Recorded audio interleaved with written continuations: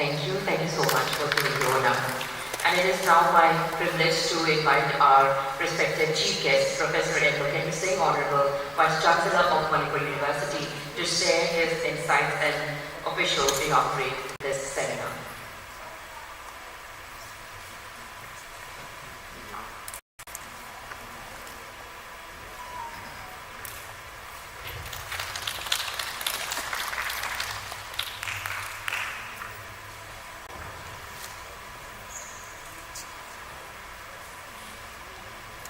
Professor Thoirinjam Purnimadevi, Dean School of Social Sciences, Manipur University. Professor Samir Kumar Das, Department of Political Science, University of Calcutta. Formerly Vice Chancellor of University of North Bengal. Professor Saiwan Sampavan, Sindhwarta University, Bangkok, Thailand. Professor K.S.S. Rajendra Singh, former head, Department of Sociology, Manipur University. Learned invitees, learned heads and deans of the university, Professor Bhagat Painam, Professor Bijoy, Professor Ajit, Dr. Narayan, Sri Manjam, Professor Sudev, distinguished invitees, ladies and gentlemen. We have listened to a very illuminating presentation from the keynote speaker.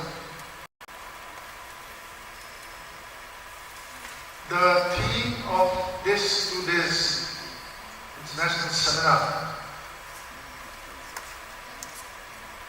is extremely valid and it is extremely meaningful in the context of the tremendous socio-economic and political changes that this part of the country has been experiencing in the last few decades.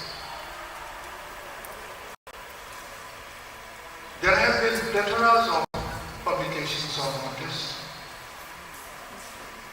PhD theses submitted to various universities of the region and outside the region,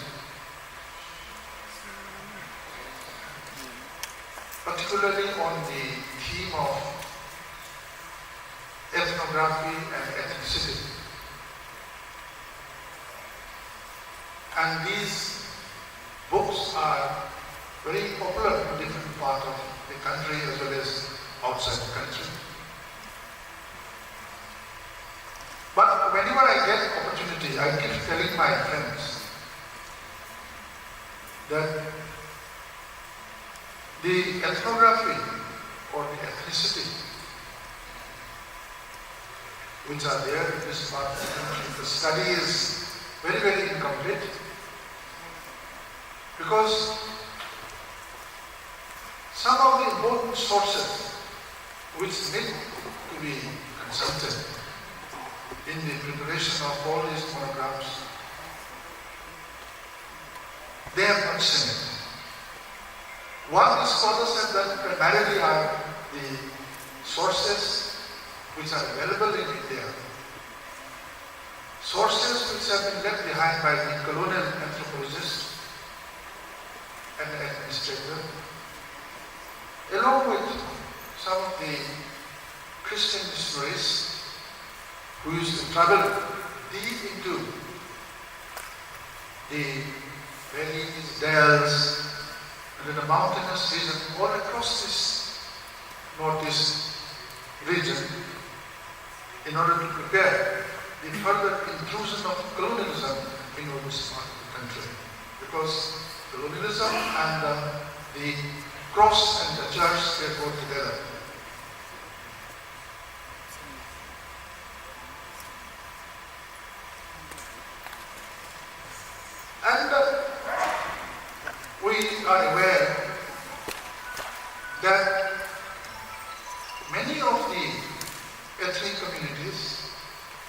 number of which is more than 220 or so.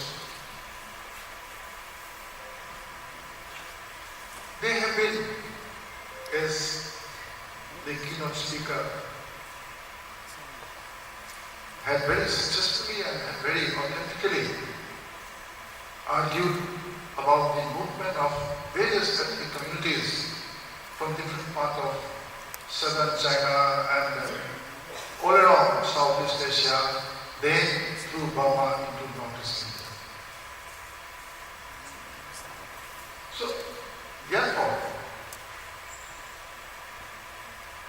the argument that we have been listening to, and recently many of the arguments that I have come across in the last almost 14-15 months regarding the ethnography and the ethnohistory of some of the communities, which I do not want to name, are basically, these are actually not based on real historical evidences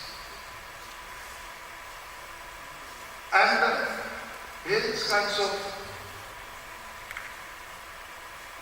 misinterpretations and of course interpretations with particular reasons have been done, which after some time of course the authors will repent, because after all the academics and scholars who are working in the universities, every statement, every argument that they have given in writing as well as in speaking nowadays because of the advanced technology, these are being very effectively recorded.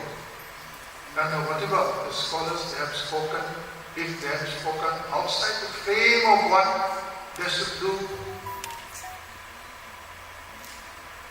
permitted by the quality of the sources, evidences that they have used, obviously they might like to revise their point of view, or they might like to give another way of presenting their argument.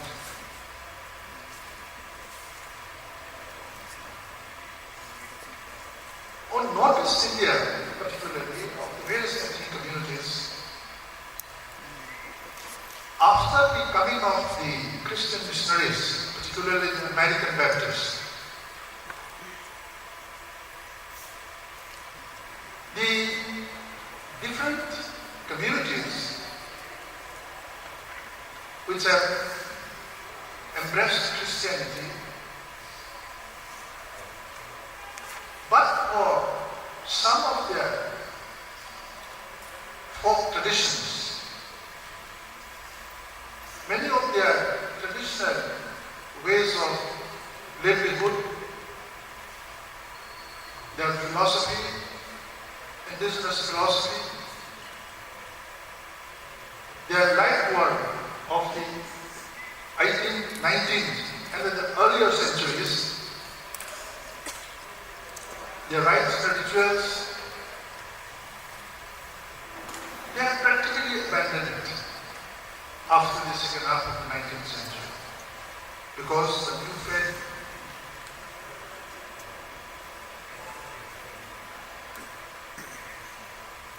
insists that all the traditional and earlier way of life should be forgotten. There have been many evidences of, there have been many practices of the old way of life having been, say, continued. And recently, of course, many publications have come out on the earlier way of life, but by and large, they have almost abandoned it. Therefore, I often used to say that the medieval and the ancient history of all these communities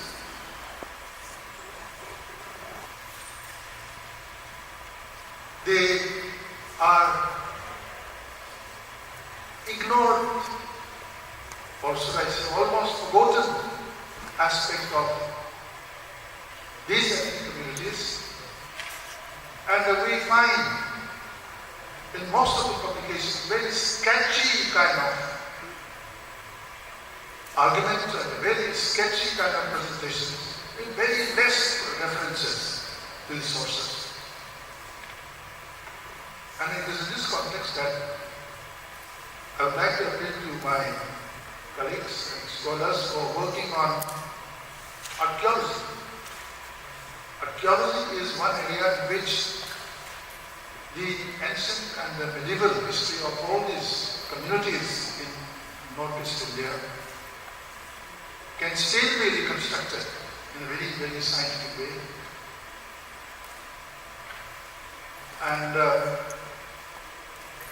that is one very important sources with which we can again review, revisit, and re-examine many of the arguments so presented in many of the publications which we have been seeing in the last 10-15 years.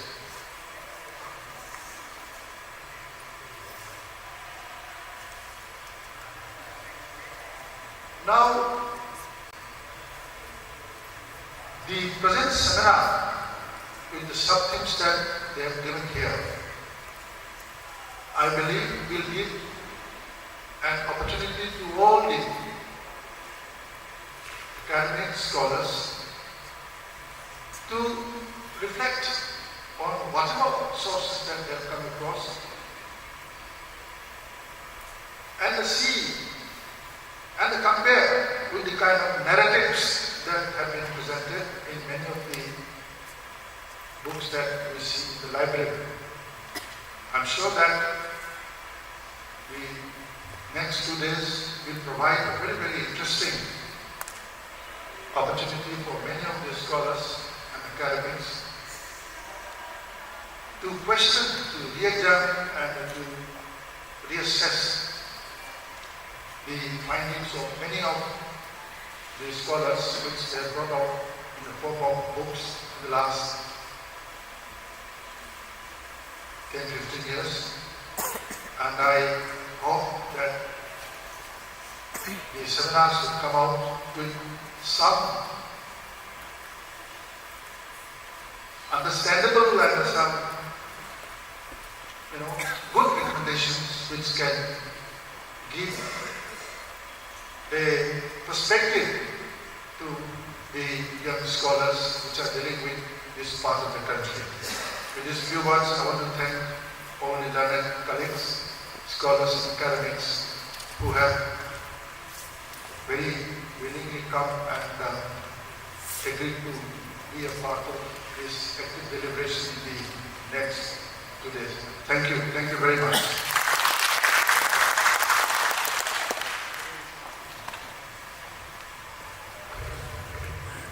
Thank you very much, respected Chief Guest, Professor N. Loken Singh, Honorable Vice Chancellor of Manipur, for your enlightening and inspiring address. We are deeply grateful for your presence and for your valuable insights. Thank you so much, sir. And we are equally honored to have with us today distinguished guests of honor who have made significant contributions to academia. May I now invite Professor K.S.A. Rajendra Singh to address this august gathering.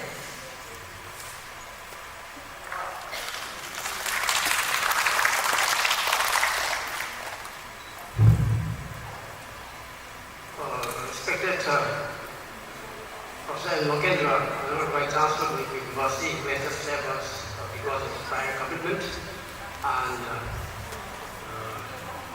respected Professor Shamir Kumar Das, Department of Political Science, University of Calcutta, and who is formerly Vice Chancellor of University of North Bengal, and Professor Sayan Tumpawan, Shinawatra University, Bangkok, Thailand. You will still be pronounce your name in a very different way. And Madam Professor Dr. Veridam Purnima, Dean School of Social Sciences, Manipur University. And of course, not to forget my former colleagues from this university, my scholars, students, distinguished invitees, friends, ladies and gentlemen.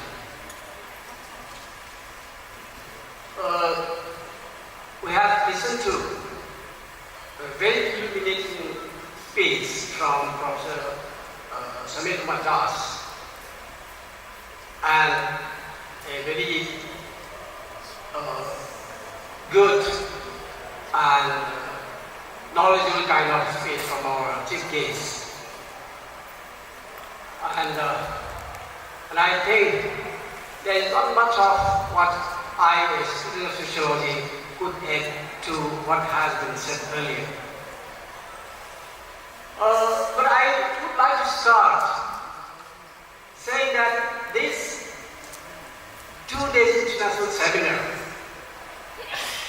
organized by the Department of Sociology at Belgrade University, if I remember correctly, is second of the part of the series that has been undertaken by Dr. departmentally with a special focus in the Northeast. And I must take this opportunity of thanking Dr. departmentally, my former colleague, for giving me a place of honor today so that I can share some of my rumbling thoughts. Because you don't need me to tell you this, that I'm not an expert in Northeast, I'm not an expert on Southeast Asian studies, but I'm a student of sociology who has read a little here and there about India and its policy towards Southeast Asian countries. In the first place, I would like to share with you, I'd like to recall that Northeast, which consists of 7 states, 8 if we include Sikkim. There was a time, not too long ago, when Northeast was just a mere geographical expression, so far as the policy matters of independent India is concerned. A geographical expression to be found only in the textbooks of geography and in the GK novels and the GK books. But then came the Sino-Indian conflict of 1962. And this Sino-Indian conflict of 1962 has really woken up the psyche of men in India. And of course, everybody knows what actually happened in 1962, and the people of Northeast, particularly the Assamese, could never even forget the words that had been uttered by our first Prime Minister, Jawaharlal Nehru, when the whole of Northeast was under the, almost occupation of Chinese aggression. And he used to say that my heart bleeds for the people of Assam. And there was not much that independent India could have done. In fact, didn't do. So it was really almost like the entire North region has been abandoned by government of India. But of course, one positive fallout of 1962 Sino-Indian conflict was that the government of India started looking at the Northeast. And to cut a long story very short, then we have heard about government of India's policy of look-east policy, which later on changed into act-east policy. So now we see a tremendous change as far as government of India's policy towards Northeast is concerned. And it has been necessitated primarily because of the emergence of South Asian countries as economic power. I mean, with the emergence of this economic, power, which we have seen in the last decades in South Asian countries. India, from its Eurocentric and American-centric policy, has now realized that without its support, without good relationship, without cooperation with many of the South Asian countries, India will not stand a chance in the global geopolitics. There was a time when India realized that we need to look to east. What I'm trying to say is that the importance, the strategic importance that Northeast has occupied and still continue to occupy as far as Indian policy is concerned cannot be overstated.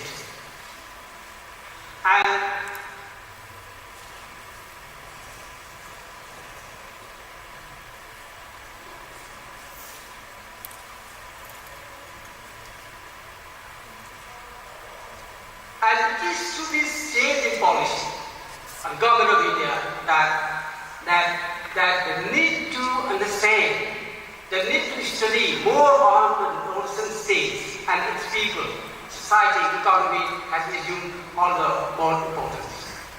And it is in this very context that I would like to appreciate the Ministry for organizing such an important seminar, international seminar on with a particular focus on the interface between Northeast and its neighboring countries. And neighboring countries, we all know when we have China is there, Myanmar is there, and of course Bangladesh is there.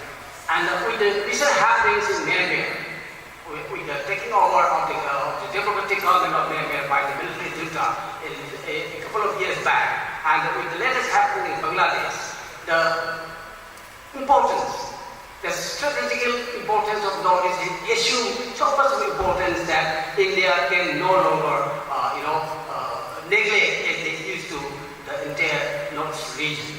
But it is in this context that I would like to share with my fellow academicians, students who are working on this field, that something that has been always in the back of my mind, and that this piece of information, this piece of opinion I have expressed elsewhere, but let me have the satisfaction of sharing it here.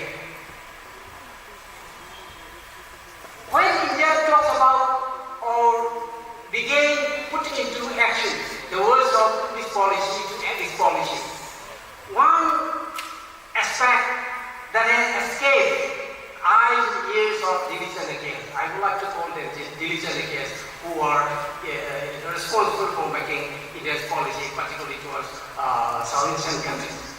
One aspect that has skipped, deliberately or not deliberately, I cannot say, aspect is that the independent India's policy or psyche or mindset, whatever term we may like to use it, as far as Northeast is concerned, is that they are looking at the land and the natural resources of the Northeast. That is what we have been seeing in the last 3-4 decades. And unfortunately, this is not something that we can call very friendly towards the people of Northeast. Because people of Northeast, in spite of this natural resources, have another